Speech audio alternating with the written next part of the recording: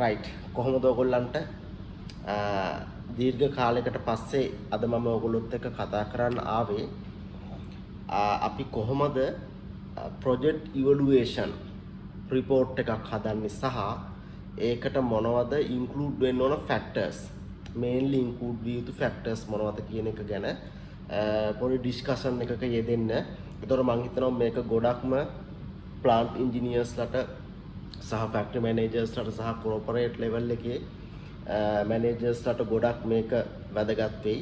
ඒතර මම මේකෙන් ඔයගොල්ලොත් එක්ක කතා කරන්න යන්නේ අපි දන්නවා දැන් මැනුෆැක්චරින් ඉන්ඩස්ට්‍රි එක ගොඩක් එක්ස්පෑන්ඩ් වීගෙන යනවා. හොඳයි. ෆුඩ් ඉන්ඩස්ට්‍රිය ඊට පස්සේ හෙවි මැෂිනරීස් නේද heavy raw materials manufacturing industries ගොඩක් ඉදිරියට යනවා. එතකොට ගොඩක් ෆැක්ටරි එක්ස්පෑන්ඩ් වෙනවා. එතකොට අලුත් මැෂිනරීස් එනවා නේද? එතකොට අලුත් මැෂිනරීස් එක ටෙක්නොලොජිස් එනවා. එතකොට දැන් අපිට ප්‍රධානම දේ තමයි කොස්ට් එක මිනිමයිස් කරගෙන හොඳ මැෂින් එකක්, හොඳ ටූල් එකක්, හොඳ ටෙක්නොලොජි එකක් තමන් ඉන්න ආයතනයට, තමන් වැඩ කරන ආයතනයට ලබා ගැනීම සහ එතනින් හොඳ ප්‍රොඩක්ටිවිටි එකක් ලබාගෙන අපි අපේ අවුට්පුට් එක අවුට්පුට් එෆිෂන්සි එක ඩෙවලොප් කරලා දෙන එක තමයි ගොඩක් ඉන්ජිනියර් බෑග්ග්‍රවුන්ඩ් එකේ සහ කෝපරේට් ලෙවල් එකේ මැනේජර්ස්ලාගේ මයින්ඩ් එක නේද? රයිට් හරි. එතකොට මේකට ගොඩක් වැදගත් එකක් තමයි මම අද කතා කරන්නේ කොහොමද ප්‍රොජෙක්ට් ඉවලුවේෂන් රිපෝට් එකක් හදන්නේ සහ ඔකත් එක්ක අපි කතා කරන ටෙක්නෝ කමර්ෂල් කම්පැරිසන් එකක් කොහොමද හදන්නේ. හරි. එතකොට මම මේක මැෂිනරි එකක් සම්බන්ධයෙන් ඔයගොල්ලන්ට කතා කරන්නම්. අපි දන්නවා ගොඩක් මැනුෆැක්චරින් ඉන්ඩස්ට්‍රි වල ෆුඩ් ඇන්ඩ් බෙවරේජ් වගේ ඉන්ඩස්ට්‍රි එකක් ගමුකෝ. එතකොට මේ හැම දෙයකම තියෙනවා මැෂින් එකක්. අපි ගමු මෙටල් ඩිටෙක්ටර් එකක්. හරිද? එතකොට මෙටල් ඩිටෙක්ටර් එකක් කියන්නේ අපි දන්නවා නේද? ෆෙරස්, non ferrous, SS වගේ මැටීරියල් ඩිටෙක්ෂන් කරලා මේ ප්‍රොඩක්ට් එකට ප්‍රොටෙක්ට් එකක් නැත්නම් ඒක සර්වයිව් වෙන හොඳ එන්වයරන්මන්ට් එකක් හදන්න කම්පැනියක් පර්චේස් කරන එකක් තමයි මෙටල් ඩිටෙක්ටර් එකක් කියන්නේ. එතකොට අපි හිතමු දැන් අපිට අවශ්‍ය හොඳ ප්‍රොඩක්ට් එකක් අරගෙන හොඳ අවුට්පුට් එකක් දෙන්නනේ නේද? එතකොට මේ වගේ මැෂිනරි එකක් ඕගොල්ලෝ පර්චේස් කරනවා නම් ඕගොල්ලෝ මේකට ඉවලුවේෂන් කොටේෂන්ස් අරගෙන ඉවලුවේෂන් ෆෝමැට් එකක් හදන්න ඕන නේද? හරි. එතකොට ඉවලුවේෂන් ෆෝමැට් එක තිබිය යුතු කරුණු මොනවද? මම ඔයාලට එක සාම්පල් එකක් අරන් කරන්නම්. දැන් අපි මේ කරන්නේ මම මේ කියන්නේ. එතකොට ඕගොල්ලන්ට ප්‍රධානවම කොටේෂන් 3ක් 4ක් ගන්න වෙනවා. එතකොට ඒකට ලෝකල් ලෝ ග්ලෝබල් සප්ලයර්ස් ලාගෙන් අරගෙන ඕගොල්ලෝ ප්‍රධානවම දාගන්න ඕන මුලින්ම මේකේ මොකද්ද මොඩල් එක නේ? මෙටල් ඩිටෙක්ටර්ස් આવුත් ගොඩක් තියෙනවානේ මොඩල්. එතකොට සයිඩර්මාන් කියයි නේද? KG වෙටර් කියයි නේ. එතකොට Python කියයි. ඔය වගේ ගොඩක් මොඩල්ස් තියෙනවා. එතකොට මොකද්ද මොඩල් එක? නම්බර් 1. ඊට පස්සේ මොකක්ද ඔරිජින් එක? country of origin නේද? නිෂ්පාදිත රට මොකක්ද නේ? එතකොට ඒකෙනුත් අපිට ගොඩක් දේවල් මනින්න පුළුවන් නේද? ඊට පස්සේ ඇප්ලිකේෂන් එක නේ. ඇප්ලිකේෂන් එක කියන්නේ අපි මේක තියෙන එන්වයරන්මන්ට් එක කොයි වගේද නේ? ෆෝසන් ප්‍රොඩක්ට් යන එකක්ද? ඩ්‍රයි ප්‍රොඩක්ට් යන එකක්ද නේ? අන්න එතකොට මේක තියෙන තැන ටෙම්පරේචර් එක කොහොමද? හියුමිඩිටි එක කොහොමද කියන එක අපි බලන්න ඕන. මොකද ඒ දේවල් එක්ක අපිට මේ මැෂින් එකේ තියෙන බොඩි ස්ට්‍රක්චර් එක හැදෙන්නේ මොනවද? SSද කාස්ට් අයන්ද නේද?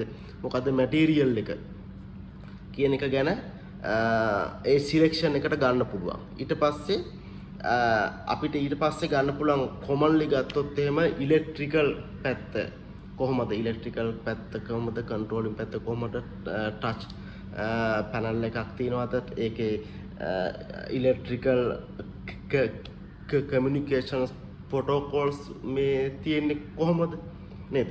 එතකොට ඒ වගේ ඒක අපිට අනිවාර්යෙන් සලකන්න ඕන දෙයක්.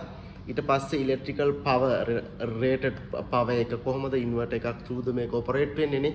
දැන් අපි දන්නවා අපි ගොඩක් දැන් ඉදිරියට යනකොට එනර්ජි සේවිං ගැන ගොඩක් මිනිස්සු කතා කරනවා. එතකොට අපිට ඉන්වර්ටර් ස්ටාර්ටින් මෙතඩ් එකක් තියෙනවා ගොඩක් ලේසි වෙනවා නේද? එතකොට ඒත් එක්කම මේකේ ඩ්‍රයිව් සිස්ටම්ස් කොහොමද නේ මම මේ ඔයාලට පොඩි සරල උදාහරණයක් අරන් කියලා දෙන්නේ. එතකොට මේකේ තව දෙයක් තමයි දැන් අපි ඔඩිට් වලට යනකොට security system එකක් තියෙන්න ඕන නේ. ඊට පස්සේ degree of protection IP67 65 ඔය වගේ මොනවද තියෙන්න ඕන. ඊට පස්සේ අනිවාර්යෙන් ඊට පස්සේ බලා ගන්න ඕන අපේ මේ machineries වලට කොහොමද spare parts availability එක නේද? spare parts availability එක අපි බලා ගන්න ඕන. ඊට පස්සේ service කොහොමද? අපි machinery එකක් purchase කරනවා නම් ඒගොල්ලෝ අපිට services කොහොමද සලසන්නේ? 24 hours 7 days තියෙනවද? නේද? ඒත් එක්කම warranty period එක මොකක්ද? 1 year ද 2000 hours ද 5000 hours ද working hours වලට ගොඩක් එනවනේ. ඒත් එක්කම අනිත් දේ තමයි අපිට කොහොමද payment terms තියෙන්නේ කොහොමද?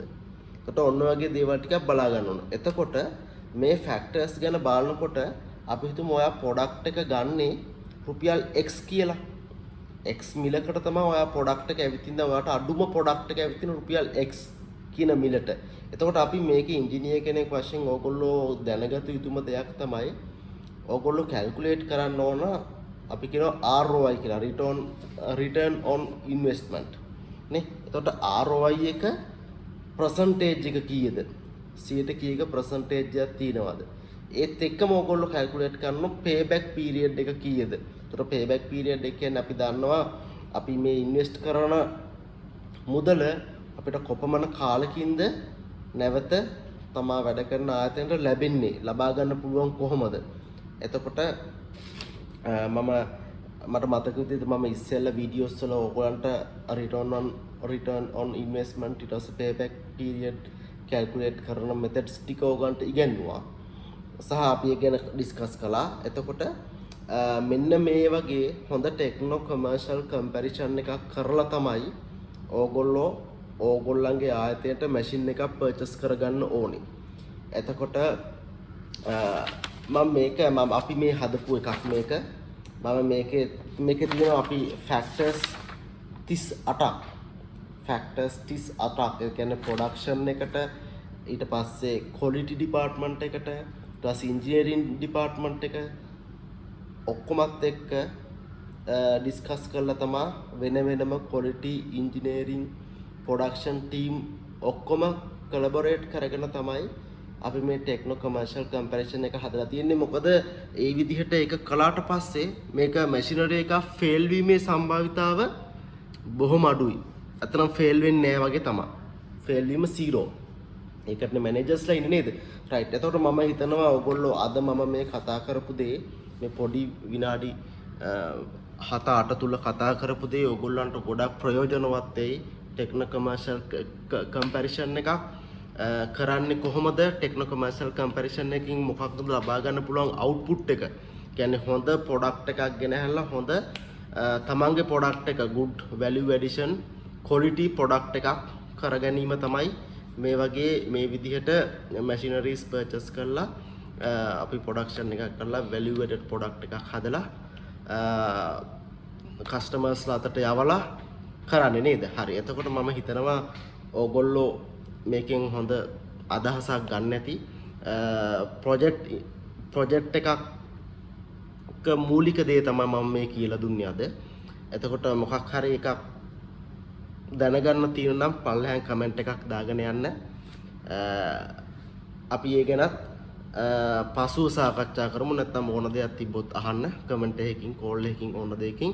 රයිට්. හරි. thank you එහෙනම්.